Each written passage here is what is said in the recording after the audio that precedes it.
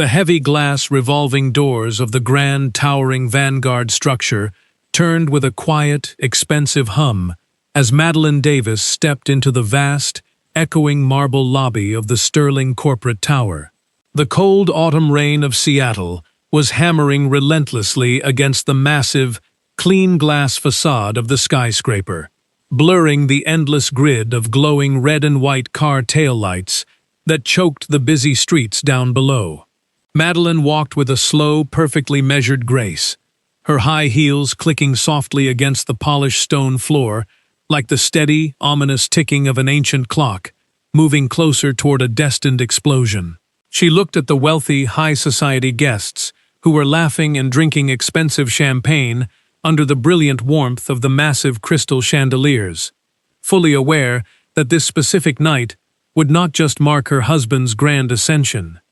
Raymond believed he was effortlessly throwing away a beautiful, completely silent, and entirely useless ornament of a wife, completely oblivious to the fact that this quiet woman, walking gracefully by his side, was the only reason his crown was safe.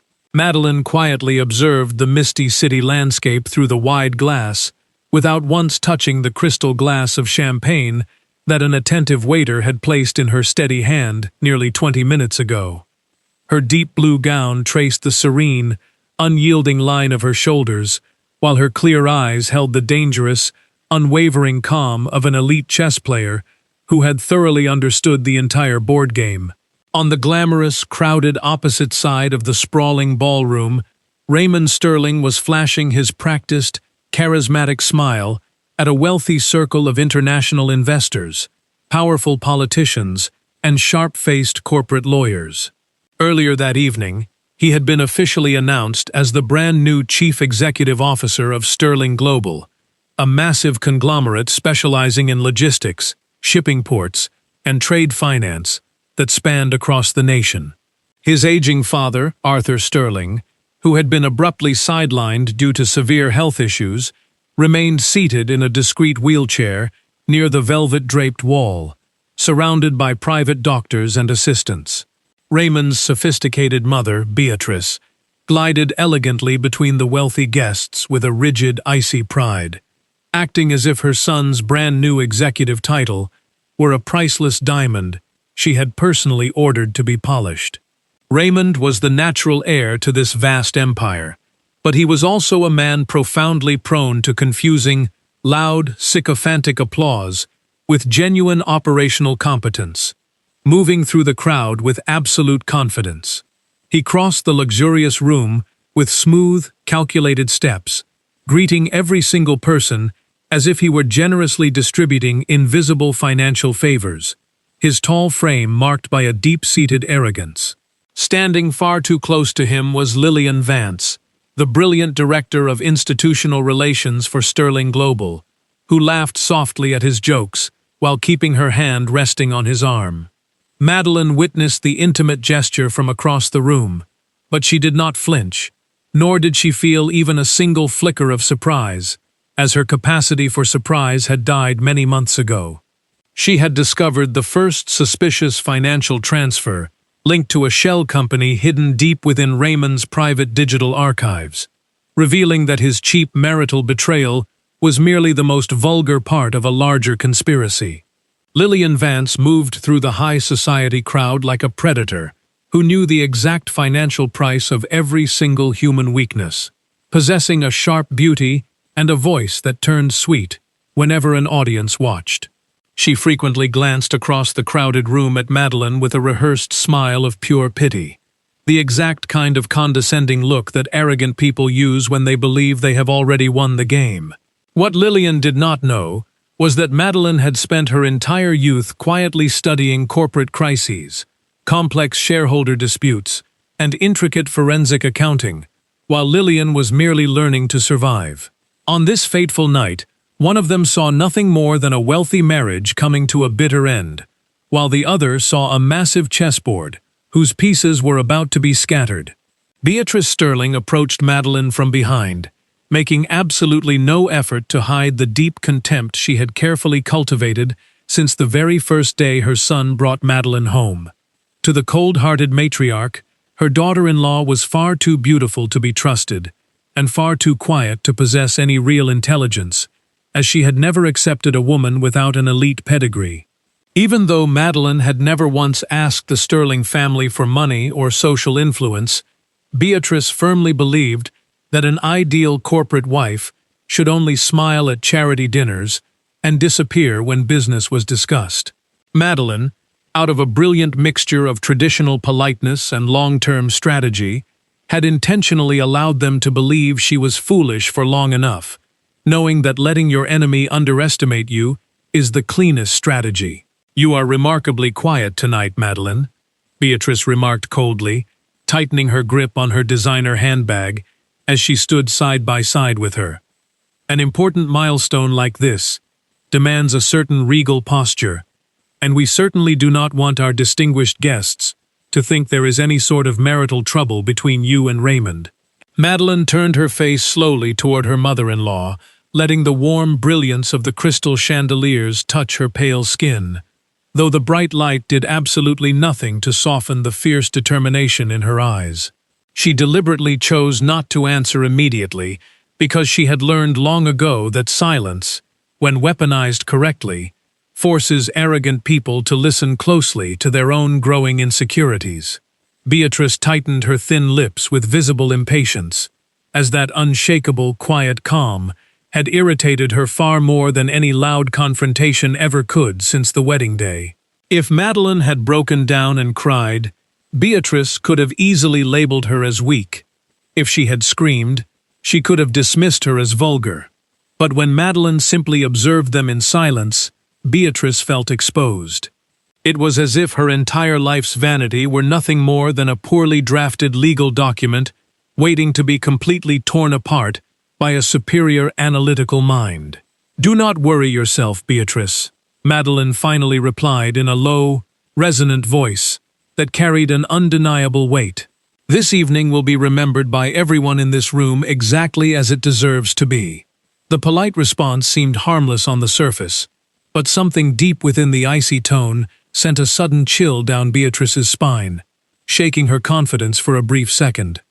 Before the matriarch could formulate a sharp retort, Raymond raised his crystal glass in the center of the ballroom, loudly calling for the room's undivided attention. The wealthy guests immediately turned toward him, and the expensive murmur of corporate gossip died down, replaced by the rhythmic sound of the heavy rain hammering against the glass. Madeline remained exactly where she stood, refusing to claim her rightful place by her husband's side, refusing to smile for the flashing cameras of the business press, feeling an old ache in her chest. She knew with absolute certainty that loving someone does not obligate a woman to kneel down before the spectacular ruin that the man has willfully chosen to build for himself. Raymond began his grand speech by smoothly thanking the board of directors, the wealthy institutional shareholders, and the executive team that had supposedly sustained the conglomerate through transformation. He did not mention Madeline's name even once, not out of a sudden lapse of memory, but out of a deeply ingrained habit of erasing her contributions from his life. She had heard various versions of that exact same speech during smaller business dinners, private board meetings, and carefully rehearsed television interviews over the years. He always spoke eloquently about personal courage, strategic vision, and relentless discipline. Beautiful, expensive words that felt entirely empty when coming from a man utterly incapable of admitting help. Madeline silently recalled the countless exhausting midnights she had spent meticulously reviewing and fixing complex international shipping contracts that Raymond would blindly sign the next morning without reading. Standing in the very front row of the cheering crowd, Harrison Brooks was applauding with a calculated, exaggerated enthusiasm that matched his position as the senior vice president of global operations. Harrison was Raymond's most trusted confidant within the executive suite, a man blessed with a wide, friendly smile and eyes that were far too narrow to be trusted. Madeline had been quietly tracking his movements for more than 2 years, discovering that he had slowly constructed a massive, hidden web of ghost suppliers and inflated logistics contracts. Raymond saw in Harrison a fiercely loyal executive who helped him beat quarterly earnings expectations. But Madeline saw a patient, dangerous predator who was slowly bleeding the company dry. She had initially tried to warn her husband months ago without exposing her entire hand at once, knowing that an accusation without bulletproof evidence would fail. Raymond had simply laughed in her face, mockingly calling her strategic concerns nothing more than domestic paranoia born out of pure boredom, completely dismissing her analytical mind. After that humiliating day, Madeline completely stopped warning her husband, and instead began documenting every single corporate crime with a mathematical precision that left no room for error. When the grand executive speech finally came to an end, the glass ballroom exploded into a thunderous wave of applause, and Raymond was instantly surrounded by wealthy men. Lillian Vance stepped forward and kissed him on the cheek, her lips lingering dangerously close to the corner of his mouth, in a way that signaled absolute possession to everyone. Some people in the crowd quickly looked away, pretending they had not seen the scandalous display, while others noted it down to gossip about during lunch the following afternoon. Madeline left her untouched champagne glass on a nearby mahogany table and walked calmly toward the quiet, dimly lit side corridor, where the private executive boardrooms were located. She knew with absolute certainty that Raymond would send someone to call her into one of those soundproof rooms, far away from the prying eyes of guests. Men like Raymond always prefer to inflict their worst humiliations in private, especially when they still need to maintain a public image of perfect elegance and chivalry. She also knew that Lillian would make absolutely sure to be standing nearby, wearing a fake mask of innocence, while the trap was successfully sprung. The long executive corridor was lined with expensive dark walnut paneling and cold abstract artwork selected by high-priced corporate art consultants, pieces that were incredibly costly, yet entirely devoid of warmth. Madeline stopped for a brief moment before the heavy boardroom doors, sliding her gold wedding band off her finger and feeling the faint, indented mark it left behind. It was a small physical reminder of a sacred promise she had taken completely seriously, even when her husband had already begun treating her as an accessory. She placed the ring deep inside her handbag and took a long, steady breath, realizing there was no longer enough hatred left inside her heart to make this moment painful. What remained was a terrifyingly clear lucidity, and lucidity is often much more cruel than anger, because it refuses to allow you the comfortable illusion of going back. The heavy door behind her clicked open, and Raymond appeared without his charming public smile, followed closely by Lillian, who was pretending to check urgent emails. Beatrice walked in as if her son's cruelest decision were her own personal victory, her face frozen in a look of absolute triumph over the daughter-in-law she despised. Harrison Brooks did not enter the room, but he remained clearly visible at the far end of the quiet hallway, casually speaking with an assistant while keeping his narrow eyes fixed on the door. Madeline carefully registered every single presence, every precise distance, and every subtle attempt at psychological control, not out of fear, but out of a deeply ingrained habit. She knew that environments of absolute power always reveal far more through the physical positioning of the people in the room than through the carefully practiced phrases. "Madeline," Raymond said, his voice dropping its warm public tone and turning incredibly cold as he shut the door behind them. "We need to resolve a private matter before this evening officially comes to an end." She walked into the spacious room without asking for permission, noting the long mahogany conference table, the expensive leather chairs, and the stunning view of the rain-slicked city. Resting on the center of the table was a sleek black leather folder, already opened to reveal neatly organized legal papers and a luxury fountain pen waiting. Madeline recognized the structure of the document instantly, without even needing to touch the pages. It was an aggressive divorce petition prepared by the most expensive matrimonial lawyers. The clauses were meticulously designed to ensure she walked away with the absolute minimum amount of assets possible, while forcing her into a lifetime of strict silence. She almost smiled at the sheer pathetic timing of it all, realizing that even in his cruelty, Raymond was entirely too late to save his empire. She had already prepared her own definitive exit strategy long before he ever gathered the arrogant courage to throw her out of his life and his home. Raymond stood by the head of the table, while Lillian leaned discreetly against the wide glass window, and Beatrice sat down in a leather chair comfortably.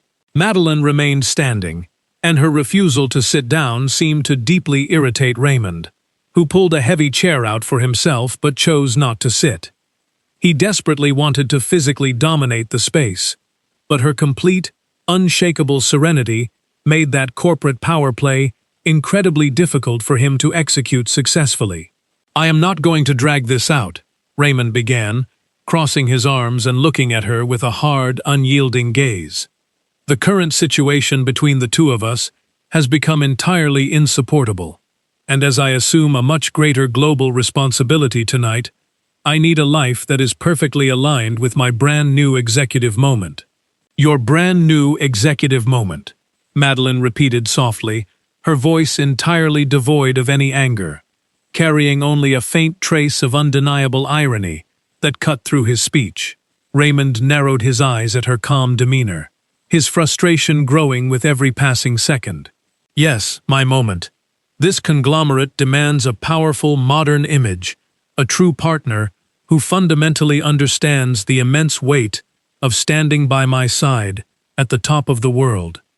You have never truly adapted to this life, Madeline. You have never demonstrated a single ounce of corporate ambition. You have never shown any real interest in the business world I live in, and you have simply never understood the sheer scale of the global work I do every single day." Beatrice let out a soft, satisfied sigh from her chair, as if every single cruel sentence her son spoke were a glorious confirmation of her own decades of bitter judgment. Lillian kept her eyes lowered toward her phone, but she could not completely hide the triumphant smile spreading across her attractive face. Madeline looked directly at her husband with a deep, silent calm that began to noticeably unnerve him, as he had fully expected tears, desperate accusations, or perhaps a pathetic plea. He had expected her to hysterically ask if there was another woman, desperately wanting her to lose her composure so he could use her anger. But Madeline merely listened to his words, and a woman who can listen to her own expulsion without falling apart has already completely escaped the jurisdiction of the man. Raymond impatiently pushed the heavy black folder across the polished mahogany table, the papers sliding smoothly over the wood until they stopped directly in front of her. "Our family lawyers have taken care of every single detail. You will be allowed to live in our smaller apartment for exactly 6 months, and you will receive a reasonable financial compensation in exchange for absolute, unbreakable discretion moving forward. You will make no public statements to the business press, you will not contact any journalists, and you will not interfere in any matter whatsoever related to the Sterling family or global operations." Madeline quietly looked down at the legal papers, noting that the word discretion was repeated in almost every single clause, finding it darkly amusing how guilty people always use that word. She gently touched the first crisp page with the tips of her fingers, not to read the unfair terms, but to firmly mark this exact transitionary instant within her mind. Raymond completely misinterpreted the quiet gesture as a sign of hesitation, and immediately chose to harden his voice, wanting to crush any remaining resistance. "Do not make this an embarrassing public scene, Madeline.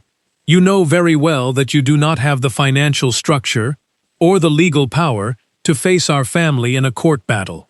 I genuinely do not want to hurt you, but I will absolutely not allow your personal vanity to get in the way of my corporate future." For the very first time that evening, a subtle change appeared on Madeline's face, but it was not a look of sadness. It was a cold, detached species of pity. Raymond spoke about the future as if it were a private piece of real estate that he exclusively owned, acting as if she had spent years by his side merely occupying empty space. He had completely forgotten the exhausting nights she spent preventing him from signing disastrous maritime agreements, and he did not remember the billionaire investor whom she had personally convinced. He had entirely erased the secret internal audit she had quietly conducted to ensure the company's books were clean before his grand promotion, or perhaps he remembered it all, but preferred to call it a coincidence. "Do you honestly believe that I am the one standing in the way of your corporate future, Raymond?" Madeline asked, her voice steady and clear, echoing in the quiet room. The question was entirely too simple, and because of its simplicity, it made him feel remarkably uncomfortable. He blinked, cleared his throat, and stepped closer to the head of the table. "I know for a fact that our marriage has become a heavy operational weight. You are a beautiful woman, Madeline, and absolutely no one in this family denies that. But simple beauty cannot sustain the complex life of a man in my executive position." Lillian took a deep, satisfied breath by the window, while Beatrice crossed her legs, staring intently at Madeline, as if she were finally about to see her break down. Instead of crying, Madeline calmly picked up the luxury fountain pen from the table. Raymond blinked in pure shock at the absolute speed of her reaction, as she read only the first 2 lines to confirm the legal structure before signing her name with a firm hand. She signed the first copy without a single tremor, without a dramatic pause, then immediately turned to the duplicate copy and did the exact same thing. The sharp sound of the pen scratching against the crisp paper seemed louder than the heavy rain outside, louder than the distant music of the ballroom, and louder than their breath. Raymond stood entirely frozen, as the absolute ease with which she signed away their marriage completely robbed him of the grand legal victory he had spent weeks rehearsing. Lillian's triumphant smile vanished for a fraction of a second, and Beatrice was the very first to react, wrinkling her forehead in deep annoyance at the lack of tears. "Is that truly all you have to say?" the matriarch asked, unable to contain the sharp bitterness in her voice. "Are you not going to offer any defense?" Madeline capped the luxury pen and placed it back on top of the black folder, with perfect care, her movements slow and deliberate. "What exactly would you like me to say, Beatrice? Would you like me to loudly acknowledge my place? I want you to admit that you finally understand this family has always been infinitely larger and more powerful than you could ever hope to be." Beatrice snapped back, unable to hide her malice.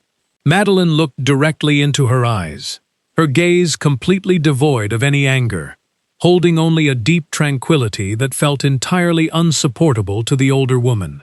For decades, Beatrice had used her old family name, massive wealth, and high society traditions as deadly weapons to crush anyone who opposed her. But Madeline possessed a completely different power. True power was knowing exactly where the real financial documents were buried, understanding the secret fear hidden behind an executive signature, and protecting the working-class people whom the wealthy did not name. Power was being able to walk out of a room without ever needing to raise your voice, leaving everyone inside completely trapped within their own deep ignorance. "I understand many things tonight, Beatrice," Madeline said softly, her voice calm and steady. "Far more than you could ever possibly imagine." Raymond took an aggressive step forward, his face flushing with frustration at her complete lack of fear. "You are trying to act mysterious, Madeline, but it is not going to work on me. You signed the papers, and from this exact second onward, you will follow your path, and I will follow mine." "Yes," Madeline replied, her voice filled with a calm certainty that sent a sudden, unexplained wave of panic through his chest. "You will certainly follow yours." The sentence should not have frightened him, but it did, precisely because there was absolutely no bitterness or hatred left in her tone. She spoke like someone who had already seen the entire map of the road ahead and knew exactly where the dead end was located. Raymond felt a sudden wave of irritation because the psychological control of the room was slipping away from him in a way he could not logically explain. He had planned this conversation as a definitive closing chapter, but her serene posture was transforming the moment into the opening of something completely unknown. Lillian decided to intervene, stepping forward and using the sweet, fake tone she usually reserved. "Madeline, I truly hope that one day you will understand. Raymond simply needs someone who is perfectly compatible with his immense corporate greatness," Lillian said smoothly. "There is absolutely no shame in accepting that some people are born to merely follow, while others are born to build kingdoms." Madeline turned her head toward Lillian, with a look of polite, undivided attention, and for a long second, the silence in the room grew so heavy that even Beatrice looked uncomfortable. Lillian maintained her fake smile, but her manicured fingers tightened around her phone until her knuckles turned white, as there was something in Madeline's gaze that made her feel transparent. It was as if all of her secret financial calculations, her deleted text messages, her private meetings with Harrison, and her empty promises were clearly written across her skin. "You are actually right about one specific thing, Lillian," Madeline said, her voice cutting through the quiet room like a diamond. "Some people do spend their lives building, while others spend their lives merely following. And then, there are those who spend their entire lives secretly stealing the bricks of others, just so they can pose proudly in front of a house they never had the strength to build themselves." Lillian's face hardened into a mask of pure fury for a fraction of a second, and Raymond slammed his hand down on the mahogany table with the explosive impatience of a man who had completely lost control. "That is enough. I will absolutely not tolerate your petty personal insults in this room." Madeline did not move an inch, her eyes remaining fixed on his angry face, her composure unbroken. "Then I suggest you stop tolerating the massive lies that are currently standing right next to you." The heavy response hung in the quiet air of the boardroom like an unexploded bomb, and Raymond opened his mouth to shout, but closed it immediately as a sudden, terrifying instinct made him want to ask exactly what she knew. He chose not to ask because his immense pride was a heavy set of handcuffs that kept him locked in his own ignorance, preferring to dismiss her warning. Men like Raymond always choose to label a woman's brilliant intelligence as emotional instability whenever they are terrified of what that intelligence might expose. Madeline calmly picked up her handbag, reached inside and pulled out a clean, thick white envelope, placing it gently on the polished table, right next to the signed divorce papers. Raymond stared down at the white envelope, as if it were a piece of dangerous contraband. "What exactly is this?" he asked, his voice shaking slightly, despite his best efforts to remain firm. "Consider it a final piece of corporate courtesy," Madeline replied smoothly, as she walked toward the heavy boardroom door. "You should probably read it only when you are completely alone." Beatrice let out a short, forced laugh from her chair, trying to recapture her superior air. "We do not have the time for your dramatic little games, Madeline. The real drama is what you and Harrison have done to an entire global conglomerate," Madeline said, her hand resting on the brass door handle. "What happens next is simply the natural consequence of your actions." She opened the heavy door and stepped out into the quiet executive corridor before Raymond could even think of a response, her heels clicking softly against the floor. Harrison Brooks quickly looked away from his phone as she approached, pretending to end an important business call, but as Madeline walked past him without a word of greeting, he felt a sudden, cold wave of sweat break out. He quickly convinced himself it was nothing more than personal antipathy, completely unaware that his name appeared on encrypted copies of financial records stored in 3 separate secure locations. He had absolutely no idea that Madeline had spent months mapping out his network of ghost suppliers, his indirect bribery payments, his discreet meetings in boutique hotels, and his duplicated maritime invoices. He did not know that the simple white envelope resting on the boardroom table was the very first stone displaced from a massive corporate dam that was about to burst wide open. Raymond remained standing in front of the empty table, staring down at his wife's elegant signature on the divorce papers, having fully imagined that this moment would make him feel completely free. Instead, he felt strangely diminished and hollow, as if Madeline had quietly carried away something vital from his life that he could not yet name.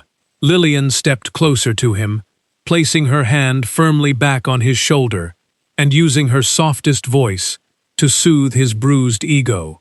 "You did the right thing, Raymond. Now the dead weight is gone, and you can finally begin your true executive life at the top of Sterling Global." Raymond nodded slowly, but his eyes refused to leave the white envelope resting on the mahogany table, while Beatrice stood up from her chair with a satisfied smile. Lillian tried to gently pull Raymond toward the door, but he remained completely frozen in place, as something about Madeline's final sentence continued to claw at his mind. "The real drama is what you have done to an entire global conglomerate." That did not sound like the emotional parting words of a heartbroken, jealous wife. It sounded like the cold, structured accusation of a senior prosecutor. And in the high-stakes world of global logistics, structured accusations were almost always accompanied by bulletproof documentation. Madeline stepped into the private executive elevator alone, the heavy metal doors sliding shut to lock out the distant sound of the high society music, leaving her in a quiet world of brushed steel. She watched her own reflection in the metallic walls, noting that, though her face was pale from months of exhausting secrecy, her eyes were completely unbroken. For years, she had genuinely believed that her immense patience could save their marriage, that her deep love could slowly educate his pride, and that her absolute loyalty would eventually be recognized without her ever needing to announce it. Now, as the elevator glided smoothly toward the ground floor, she understood that some people only begin to recognize the true value of a person when the sudden absence begins to collect heavy interest. Raymond was about to pay his interest, not because she possessed a petty desire to destroy his life, but simply because he had willfully chosen to protect the criminals around him. When the elevator doors opened into the grand marble lobby, the vast space was almost entirely empty, the security guards stepping forward to greet her with their usual automatic respect.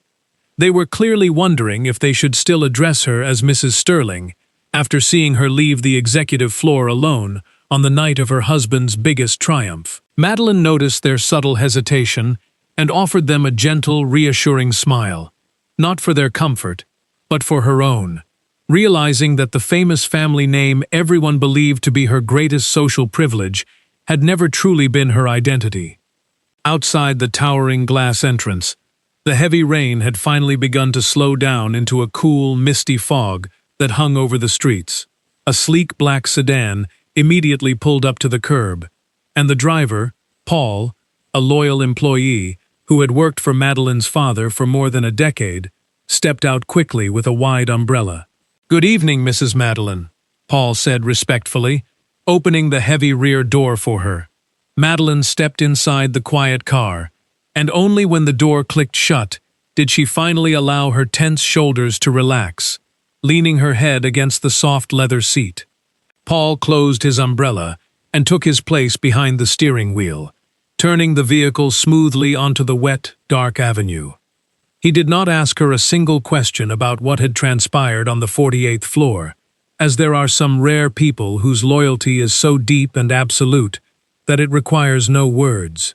Resting on the seat right next to her was a secure, military-grade laptop computer that had been quietly waiting for her arrival.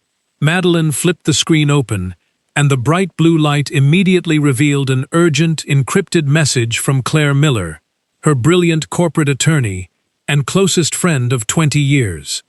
The data lines showed that the forensic audit portfolio had been successfully received by the Federal Regulatory Board, and the asset protection injunction had been officially filed in the court records.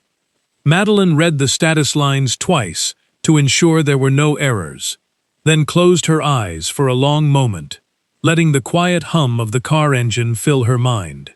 Upstairs in the brilliant ballroom, Raymond was still being toasted by wealthy men, but down here in the damp silence of the midnight city, A massive shift was already beginning to take place. Absolutely no one in that building knew that 3 major international banks had just received formal requests to review the corporate guarantees of Sterling Global. No one knew that 2 massive investment funds had been officially alerted to severe, hidden operational risks within the company's maritime divisions.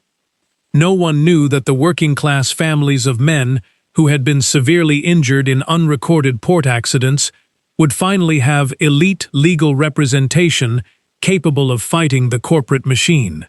Back in the soundproof boardroom, Raymond finally reached out and picked up the thick white envelope that Madeline had left behind, Lillian having left the room to quickly touch up her makeup. The vast room was completely silent except for the faint hum of the air conditioning as he tore the heavy paper open with a wave of growing irritation. He fully expected a long, sentimental letter filled with emotional guilt, or perhaps a final, pathetic attempt to make him feel ashamed of his infidelity. Instead, his eyes fell upon a single crisp sheet of paper containing less than 10 lines of text and a certified copy of an internal maritime safety report marked with highly confidential corporate security codes. His own executive signature appeared at the bottom of a formal emergency authorization linked to their massive shipping terminal. Below his signature, a short note written in Madeline's elegant handwriting read, "Not every executive signature is a sign of true leadership, Raymond. Sometimes it is merely the bulletproof evidence that a powerful man did not bother to read what he was signing." Raymond felt the hot blood immediately rush to his face, his first primal reaction being a wave of pure, unadulterated rage that his wife would dare to leave such a document. But his second reaction was a cold, sharp wave of panic that hit his stomach so fast he almost couldn't breathe.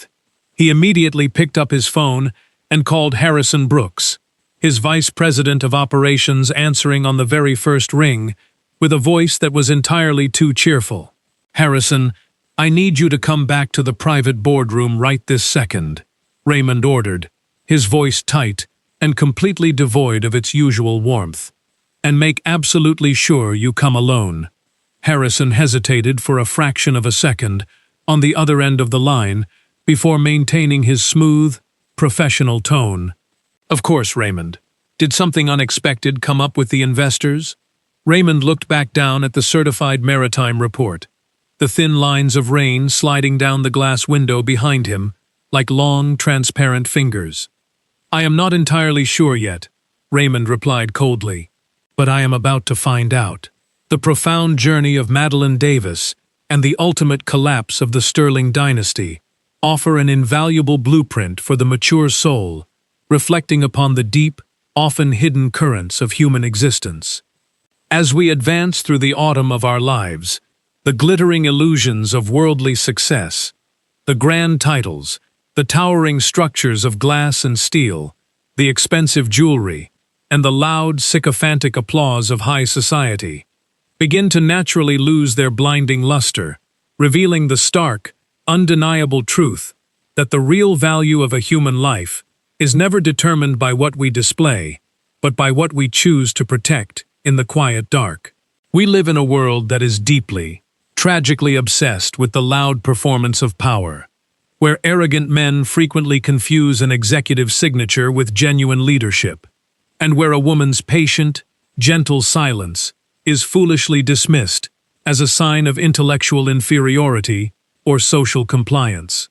Yet, this story stands as an unyielding testament to the magnificent, terrifying reality that silence is often the quiet laboratory of a superior mind, a sacred space where facts are meticulously gathered, where evidence is carefully weighed, and where the unshakable foundation of a righteous justice is built brick by brick, entirely out of the sight of the predator. It reminds us with absolute clarity that we must never make the fatal error of underestimating a human being simply because they possess the rare, regal discipline to endure a temporary humiliation without screaming, for they are often the very ones who are quietly mapping out the exact territory of your ruin, waiting with an absolute patience for the precise historical instant to turn the page and let the truth speak for itself. Furthermore, this narrative forces us to look deeply into the mirror of our own personal relationships and family structures, laying bare the painful truth that a marriage or a family built exclusively upon the shifting sands of mutual vanity, corporate convenience, and the systematic erasing of another's contributions is nothing more than a beautiful, gilded prison that will inevitably come crashing down when the storms of reality hit. True love can never exist where there is a complete absence of profound respect, and whenever a man chooses to treat his wife as a temporary social ornament while blindly trusting the flattering liars who feed his massive ego, he is voluntarily signing the definitive warrant for his own moral bankruptcy. Power without an absolute responsibility is a dangerous, infectious disease that turns human beings into cold statistics, transforming an empire into a modern machine that crushes the weakest and the most vulnerable simply to protect a quarterly profit margin or a famous surname. But as the wise and the mature well know, the moral laws of the universe are completely non-negotiable. You can buy expensive lawyers, you can manipulate the high society press, and you can isolate the voices of the suffering for years. But the truth remains completely patient, entirely watertight, and utterly unbroken by the passing of time. In the end, the spectacular fall of Raymond Sterling teaches us that true redemption can never be cheaply bought with a beautiful public relations apology or a calculated financial settlement. It requires a man to be entirely willing to stand in the open light of day, strip away his inherited pride, and fully accept the terrifying consequences of his own blindness. True victory did not arrive for Madeleine when she successfully brought a corporate vice president to justice, or when she forced a global conglomerate to bow to her strategic will.